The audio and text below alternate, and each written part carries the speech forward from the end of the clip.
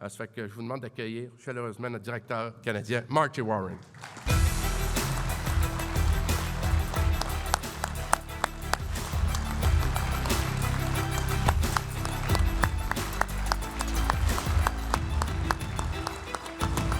Thank you. Merci. Merci, bonjour, mes amis, Métallos. No. I got more. Merci beaucoup, Nicolas, Michel, pour l'invitation.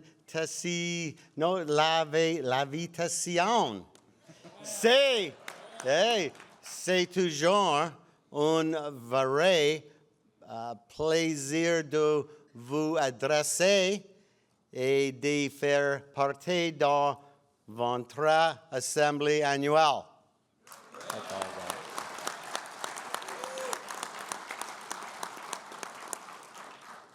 Merci for your kindness, and is that when the interpretation normally goes inaudible? Inaudible is normally what happens. So again, thank you, Nicola, Michelle, for the invitation to participate in your assembly. I appreciate it. And to all the delegates, thank you for everything you do each and every day for our members and our union. I'm thrilled to see Nicola was acclaimed as the District 5 Quebec Director in our recent international elections. This is great news for our union, and congratulations, Nicola. Yeah. You know, part of the Canadian team is our strong leadership. I think Scott was here. He might have stepped out. He was on a call. But Scott Lunny from District 3, Western Canada, and his assistant, Mike Dura, from Ontario, Atlantic Canada, Kevon Stewart, and Charlie Shabetta, his assistant. The work we do as a team together with your leadership, with your district director, is second to none.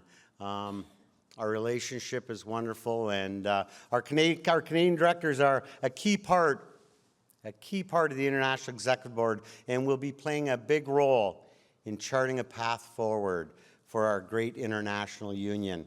The work is so important given the incredible challenges, and I'll talk about some of those, that our union is facing, as well as our members. I want to do a shout out to our President-elect, Roxanne Brown. Woo! Those of you who have had the privilege to work with Roxy will know that she's a dynamic leader. You can be with her in a room for a short period of time, and she's got those leadership skills. She's a powerful voice for workers across North America and around the world. And I know Roxy has what it takes to lead our union through these very difficult and challenging times that we're confronting. So thank you, Roxy. And we're reassured. We're reassured by the fact that our very own Miles Sullivan, former District 6 Director, has been acclaimed as the International Secretary-Treasurer and will be a force working alongside Roxanne at our international headquarters. Yeah, absolutely. I do, before I go a bit further, I do want to speak a bit about really the history in this room. Because as was said, I merged as a rubber worker in 1995. And I never really questioned it out loud, but there was District 3, District 5, and District 6. Kind of merging in, never really wanted to, where's 4? What happened to 4? And anyways, congratulations, 4 is here. Dave Wazara, thank you for being here. District 4 is in the house. It completes our 3, 4, 5, 6. Thanks for being here, making the journey. The other interesting thing about today, it's you think we have, not only we have the first woman to be international president of the Steelworkers Union. We have a Canadian in charge of the money in Pittsburgh, Sullivan, And 4's here, so what more can we want? That's a triple hit. Anyways, of course, the biggest challenges of our union and our members face is the impact of the senseless and reckless tariffs and trade war launched by Donald Trump. Trump has used 232 tariffs on some of our major sectors, not only in our economy, but for our union. When we talk about steel, aluminum, forestry, and a lot of the work we also do in the auto sector. To date, we have about 1,500 members across Canada that have either already lost their job this year or are part of plant closure or on layoffs. Very difficult times with the Trump tariffs. However, when it comes to fighting Trump tariffs, there is an unbreakable unity amongst steelworker leaders and activists at all levels of our union, on both sides of the border. You know, the unity was in full display during the Steelworkers International Convention in April of this year. Many of you in the room that were there were amongst the nearly 3,000 delegates from both countries who voted unanimously in favor of a bold resolution demanding the unfair trade and the reckless trade war that Trump started be ended. Canada and American steelworkers came together to make it clear that Canada is not the problem, and we're not a threat to, and the tariffs have and has resulted to be a threat on both sides of the border. Being part of an incredible display of cross-border solidarity, I remember leading up to that conference, we didn't know, where the members were all going to be at. But as a Canadian National Director, I was humbled by the amount of U.S. delegates that came to me and apologizing for what Trump was doing, that it wasn't right, it wasn't fair. And it was just an amazing display of solidarity, cross-border solidarity that I won't forget. It was amazing. As we lead the fight against the terrorists and for the diversifying our economy, the transformative measures, finding trusted trading partners, we need our economy to be built so it is it's a resilient economy and can sustain, create good jobs, and to protect workers and families in their community. We have to learn from what has taken place, that we can no longer, yes, we're always going to trade with the U.S., and yes, we'll want to trade with the U.S., but for our children and grandchildren, now is the time. It's the time we all step up and we diversify our economy and we protect our own base as well in some of our sectors that I'll speak about. Our union is truly leading the fight. One of the examples that I'll share before I go on was probably 3 or 4 weeks ago. The Prime Minister of Canada, Carney, we didn't go to Ottawa. He came to Hamilton at a steelworker hall to have a meeting to talk about steel and the trade stuff. So it just shows you the respect the Steelworkers Union has across Canada and in Ottawa. We have pushed our governments, especially at the federal level, for some final implement and industrial economic policies as we have advocated for them for years. Some examples, the Buy Canadian procurement policy. We've heard a lot about it, and I may mention again, but it's so important for the infrastructure work. When government money is being spent federally, and we have to push our provincial governments, or provincially, that the materials used are Canadian produced. Developing an industrial strategy. We talked about that today, and I'll mention it, I believe, later as well, where it's no more, we can no longer just take our resources and ship them. We have to process them. We have to make things with them. We have to have an industrial strategy to do that. And a new investment in our steel, forestry, critical minerals and manufacturing sectors. As we know, the Carney government is trying to open up some money for some of our businesses that are in trouble and trying to find money so they can switch over. An example in the steel industry, and I'll talk a bit more about it, but we need some of our steel producers during this period of time to previously we exported about 60% of our steel to the U.S. That can't go anywhere else in the world because there's a glutton of steel in the world. We have countries mass producing it, overproducing it. So we have to find a home for our producers at home. But that also they have to. They have to also do the transition. I don't know if you know, we do not make any H-beam steel for structural steel in Canada or rail. So this is some of the stuff that we need to do to protect our steel industry, to protect our economy. Stronger trade enforcement and temporary improvements to the employment insurance and work sharing programs were some of the things that we've discussed with the government. Unfortunately, these measures don't go far enough, or they're not being implemented fast enough to meet the desperate needs of our industries and our workers, families, and communities across Canada. So we're demanding more comprehensive, immediate action from our government to protect workers, particularly in key industries that are under attack from Trump's tariffs. Further, we absolutely need permanent reform to our unemployment insurance, which is long overdue. We need permanent job retention and wage protection programs to ensure workers that aren't waiting for emergency fixes every time there's an economic disruption. We need our federal government and provincial governments, as I said before, enforceable by Canadian requirements for domestic steel and other materials used in infrastructure projects that are funded with public money. We need consistent and effective enforcement of trade regulations to stop the dumping of cheap, unfairly subsidized steel and other foreign products that have flooded the market. One of the other things, and the steel industry and now the forest industry as well, have really been in some troubled times. And just to share, I don't know how many of you know that really our steel producers, they only have 35% of the Canadian domestic market. So when we talk about pushing back on China, when we talk about quota systems, it's so important for the survival of our steel industry. Because quite frankly, what's a nation without a steel industry?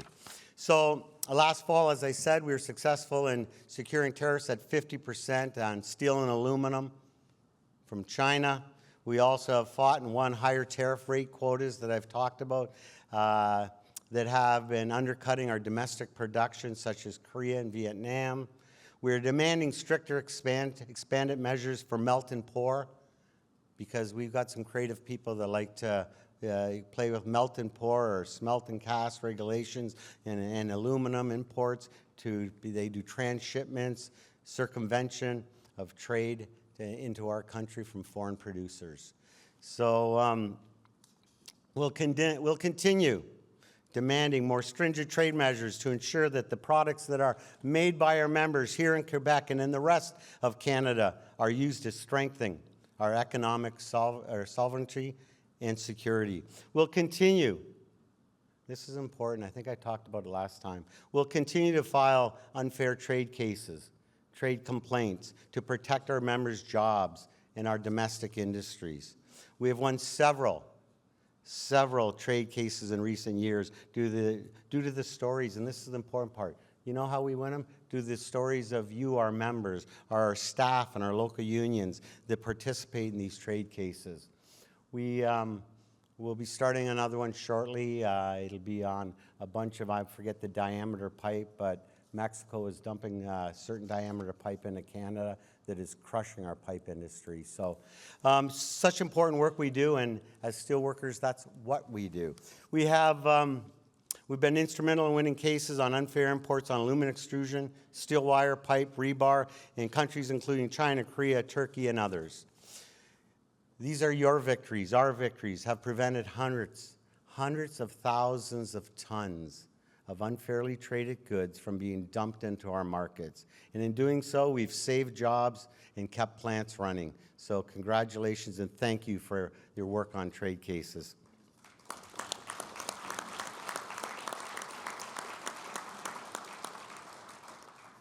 Unfortunately, such victories have been hard to come by in the forestry sector. We've You know, they've been under attack for decades from big business interests in the United States, quite frankly. And the Trump administration made things worse by raising the tariffs to 45% on a majority, if not a majority of wood products, Canadian products. This is simply not sustainable. It's unsustainable. And really concerned. One of the things in our steel industry is there's such big operations. I've got to give some credit to our steel producers that have been hanging on. They've been waiting for a breakthrough. They've been waiting to, they don't want to lay off. We haven't had a, yes, we have, as I said, 1,500 people in several sectors laid off, but a majority of our steel producers have been hanging on, trying to find their way through this trade war. And that's because to shut down a steel mill or a smelter or a processing plant, it's you know, the chance of starting it back up is expensive, if even possible. But the scary part, as we switch to our forestry industry, it's a lot easier to shut a mill down, to do, you know, shut operations down and turn them back on. So really concerned in the next probably 2 or 3 months, if we don't find a way through this, that our forestry sector is going to be extremely hard hit. And it's been made worse by the longstanding failures of our government corporations here at home who have neglected opportunities, as we talked today, or about industrial strategy, for value-added manufacturing. You know, it's got to be more than just simply cutting the log down and exporting it. We've got to do the value-added work to create good jobs here in Canada. We are demanding from our federal government, as it enters into the CUSMA negotiations with the United States and Mexico, that it uses leverage, all the leverage it can, to reach a long-term solution for the softwood lumber dispute. We all remember the last CUSMA deal. Softwood lumber got set off to the side, and they've been struggling ever since. And again, with the latest Trump tariffs, it's really concerning for all us for all our members in the forestry sector and our union. We need comprehensive CUSMA deal that does not sell out one sector for another. No deal is better than a bad deal when it comes to CUSMA. Our government must stand strong to ensure we improve labor rights, preserve our ability to defend our economic future, and bolster our manufacturing and value-added sectors. We cannot become an economy that simply exports our raw materials and our well-paid manufacturing jobs to overseas or to the U.S. We'll continue to keep pressure on the federal government to ensure that it defends workers and that it does not cave to a bad trade deal. Switching gears a little bit, last time I was here, we had talked about the 60th annual Assemblée. We're happy, pleased. We are celebrating the anti-scab legislation, the federal anti-scab legislation that had become law. The victory was achieved after decades of struggle for the labor movement and specifically our union. However, we have since realized that our victory is not yet complete and our struggle is not yet over. Since the federal anti-scab legislation was enacted, we have seen the federal government use Section 107 to skirt around the anti-scab legislation. Section 107 of the Canadian Labour Code, at least eight times to interfere with our chartered protected bargaining workers' rights.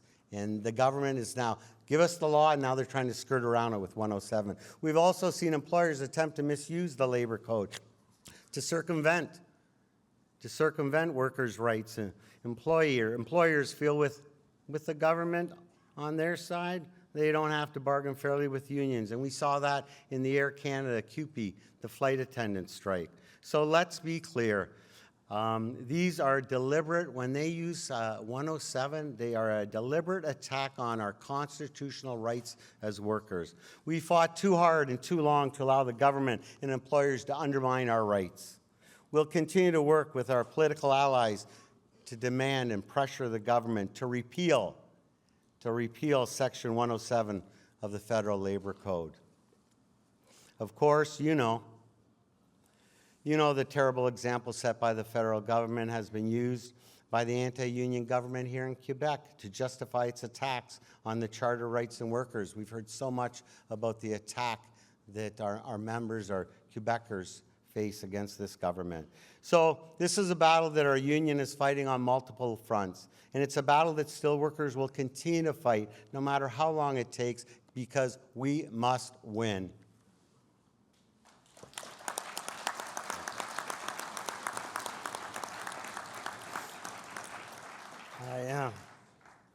I want to do a shout out to, as I said at the beginning, to our amazing and hardworking local union activists, including all of you that are here today and spread across Canada, because I'm talking about activism like the best possible collective agreements that you negotiate for your members, enforcing and policing those collective agreements through the grievance procedure, the health and safety protections and human rights that you uphold for our members each and every day, your organizing efforts to bring new members into our union, the commitment that many of our activists have made to reconciliation with Indigenous people and equity and equality for all workers.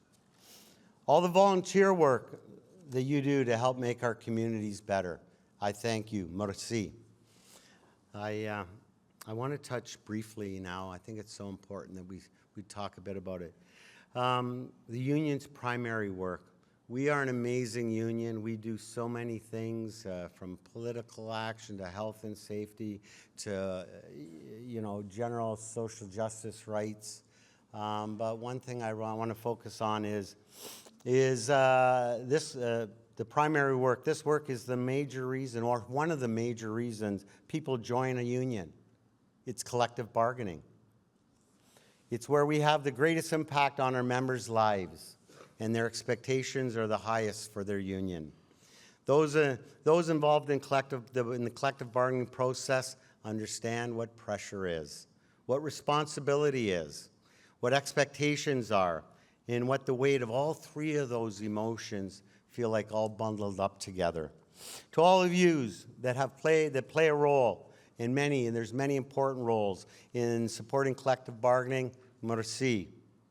For the local union presidents, unit chairs, elected bargaining committee members, and our servicing staff that are at all those bargaining tables, I salute you. That's heavy work, it's hard work, it's emotional work. I salute you. The contract will be how they judge you, and I want to acknowledge the courageous work that you do at the bargaining table, and for all those who sit at bargaining tables to better the lives of our members. It's not easy work. This is what steelworkers do each and every day, and you should be very proud.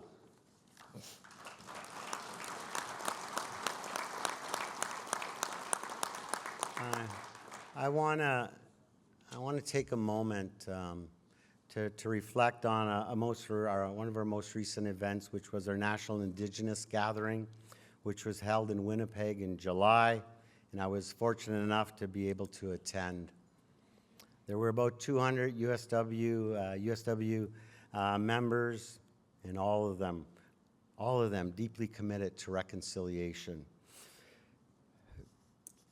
Being with so many Indigenous steelworkers and allies was a powerful learning experience for everyone, and certainly for me. It was a call to action for our union. It was a call to action for our union to do further work on reconciliation with Indigenous people, with Indigenous members and their communities. It's a commitment. It's a commitment that we must uphold. It's not just words, it's a commitment that we must uphold as we push, and we will, as we push for expansion in mining and resource development, so that we act responsibly in a way that respects the impacts of the affected communities. So it was just a tremendous event, and I thank those that participated, and looking forward for future Indigenous gatherings. I want to brag about or mention two events that are upcoming. One, I'm so proud that Canada is hosting. I believe it's near the end of March in Toronto. Canada will be holding the International Women's Conference. So yes, very proud of that. And And I also want you to plug in your calendar. We'll have our National Policy Conference early in 2027. So it looks like the last week in 2027, but and that's going to be held, just so you know, you don't have to travel far. That's going to be held in downtown Montreal. So them two things, make sure we get people out to anything you can do to make sure we get our sisters to the International Women's Conference and that we participate fully in our policy conference. I want to close by wishing you, a great and productive assembly. I want you to know that your fellow steelworkers across the country appreciate the critical fight you are now leading. We heard about it for the last 2 days, especially today, this morning, with the resolutions as well. With the fight you're leading against the Quebec government's anti-union, anti-worker, anti-democratic agenda. We know that this destructive agenda is the agenda that right-wing governments everywhere want to impose. This means that the fight you are leading is a fight for all workers across Canada. All steelworkers and the Canadian labor movement stands in solidarity with you. So on behalf of all our members, I want to say that we're proud. We're so proud of you and inspired by your determination and your commitment to stand up and never, never back down. Merci, thank you.